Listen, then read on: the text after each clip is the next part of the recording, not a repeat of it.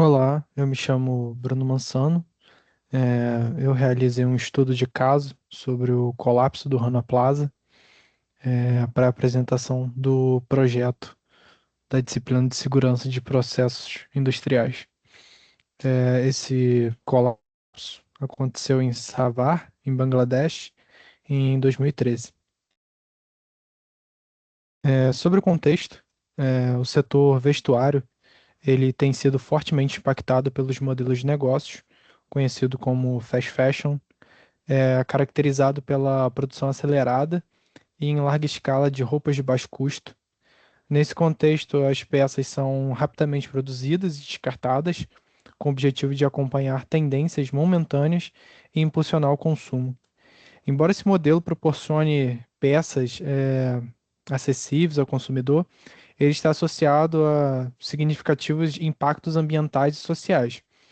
Estima-se que o setor responsável seja responsável por cerca de 10% das emissões globais de carbono, além de estar frequentemente vinculado à exploração da mão de obra, com trabalhadores submetidos a baixos salários e condições precárias. Um exemplo emblemático é esse caso do Rana Plaza. Ele operava sob intensa pressão por produção e a sua estrutura ela possuía 8 andares, sendo confeccionados roupas de diversos varejistas internacionais, como Aisena Retail, Benetton, Bon Marché, CIA, Carrefour, Gap, Zara, entre outros. Em Bangladesh, o setor têxtil ele representa aproximadamente 80% das exportações do país, evidenciando a sua forte dependência econômica, nessa indústria. Apesar disso, os trabalhadores eles recebem cerca de 37 centavos por hora, o que reforça a problemática das condições desse trabalho nesse contexto. Bom, a linha do tempo desse colapso, ele se inicia no dia 23 de abril. Aqui a gente tem uma imagem representativa eh, de uma fratura. eh, E o que aconteceu nesse dia 23 de abril de 2013 foi que foi identificado três rachaduras nos pilares de concreto armado no sétimo andar do edifício, que possuía 8 andares e um nono em construção. Um engenheiro enviado pelo município de Savar, ele avaliou a estrutura, ele considerou essa estrutura como insegura e determinou a interrupção das atividades das 5 fábricas instaladas nesse local e a evacuação dos trabalhadores. Porém, no dia 24 de abril, no dia seguinte, mesmo diante desse risco previamente identificado, os funcionários das fábricas obrigaram os proprietários das fábricas obrigaram os funcionários a retornarem ao trabalho, sob a ameaça de não pagamento dos salários. Naquela manhã, por volta das 9 da manhã, após uma queda de energia, o acionamento dos geradores e máquinas pesadas provocou vibrações na estrutura que já estava comprometida. Como consequência, as rachaduras se agravaram, levando a um colapso do pavimento superior e desencadeando um efeito progressivo da falha estrutural que resultou no desabamento total do edifício, conforme podemos ver na imagem. Aqui, após o desabamento, tivemos o início de operações de resgate, que exigiram a mobilização de uma grande contingente de voluntários, forças do Exército, equipes de segurança pública e profissionais de emergência. E a dimensão do desastre ele pode ser parcialmente compreendida por meio do vídeo apresentado.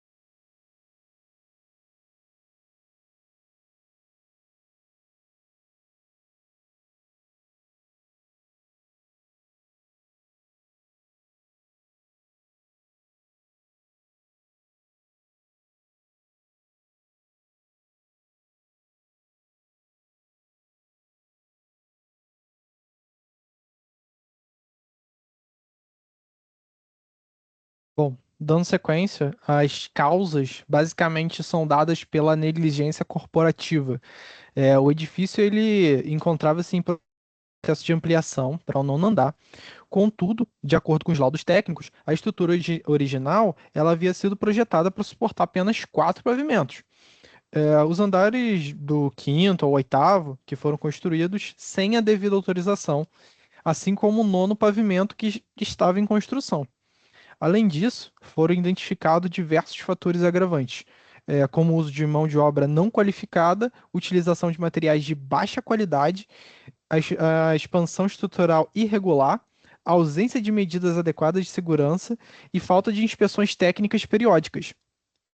Um fator que agravou ainda mais esse processo foi a violação da ordem expressa do engenheiro estrutural, que vistoriou o edifício e determinou sua interdição, evidenciando um cenário de negligência corporativa, no qual a segurança foi colocada em segundo plano. Além disso, a presença de maquinário pesado contribuiu significativamente para o agravamento da situação, devido às intensas vibrações geradas durante a operação. A instabilidade nos fornecimentos de energia elétrica exigiu acionamento frequente dos geradores, o que aumentou ainda mais as vibrações na estrutura, comprometendo progressivamente sua integridade.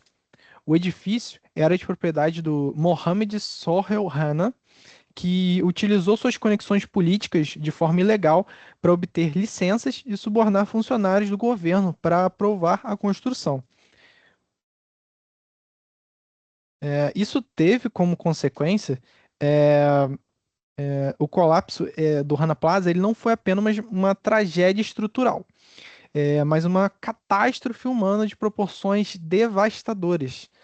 Ao todo, 1.134 vidas foram perdidas e mais de 2.500 ficaram feridos. Muitos deles com sequelas permanentes, amputações e incapacidade que mudaram suas vidas para sempre. Sob os escombros, histórias foram interrompidas de forma brutal. Trabalhadores, em sua maioria mulheres jovens, ficaram presas por horas e por dias, lutando pela sobrevivência em meio à dor, ao medo e falta de água e alimentos. Muitos chegaram a se comunicar com equipes de resgate antes de não resistirem, tornando o cenário ainda mais angustiante. Cada número representa uma vida, uma família destruída sendo interrompidos. O que poderia ter sido evitado tornou-se símbolo global da negligência e da desvalorização da vida humana em nome da produção e do lucro. O Rana Plaza deixou de ser apenas um edifício que desabou. Ele tornou-se um marco trágico que expôs o mundo, o custo humano oculto por trás da indústria da moda rápida. As reações imediatas da sociedade foram que a tragédia ela gerou uma onda de protestos massivos, indignação popular. Trabalhadores e familiares das vítimas foram às ruas para exigir justiça e compensação digna. É, mas mesmo após de uma década, ainda tem registros dessa revolta, e outros casos semelhantes foram acontecendo em outras fábricas, e ocorreram denúncias da insuficiência das indenizações, evidenciando que as consequências sociais do desastre ainda permanecem vivas. O governo, diante da pressão internacional, adotou medidas para conter os danos à imagem e à economia, reformando a legislação trabalhista, ampliando direitos e reajustando salários, ainda que de forma um pouco ineficiente. É, Realizou inspeções em mais de 3.700 fábricas, ainda faltam muitas fábricas para ser regulamentadas, mas é um grande avanço, com foco na segurança estrutural e contra incêndios. Criou um fundo de compensação às vítimas, com apoio de marcas internacionais. Essas marcas internacionais, elas demoraram bastante para poder assumir a sua responsabilidade, sobre o ocorrido, e teve uma relutância muito grande para que ocorressem as indenizações, demoraram muito e essas indenizações foram muito baixas. E essa falta de transparência expôs o distanciamento entre o lucro obtido e as condições reais de produção. As ONGs, elas desempenharam um papel fundamental na busca da justiça. Movimentos como Clean Clothes Campaign ah, pressionaram por indenizações justas diante das vítimas que ainda enfrentam dificuldades econômicas e de saúde anos depois. O movimento Fashion Revolution ganhou força global ao questionar quem faz essas roupas. A atuação contínua dessas organizações contribui para a criação de normas internacionais, de responsabilizando as empresas por violações nas suas cadeias produtivas. Bom, no meio disso tudo, tivemos alguns impactos significativos. Em maio de 2013 foi criado o Acordo sobre Segurança contra Incêndios e Estrutural em Bangladesh, um acordo vinculativo entre marcas e sindicatos, impulsionado pela tragédia do Rana Plaza. O pacto estabeleceu inspeções independentes de segurança, transparência para a divulgação dos relatórios, compromisso das empresas com financiamento de melhorias estruturais e garantia dos direitos dos trabalhadores, como de recusar atividades inseguras. Posteriormente, em agosto de 2021, recentemente, o acordo evoluiu para o Acordo Internacional para a Saúde e Segurança na Indústria Têxtil e de Vestuário, ampliando seu escopo para abranger não apenas incêndios, estruturas, mas também a saúde e segurança de forma mais abrangente em toda a indústria têxtil. Algumas lições foram aprendidas com esse desastre.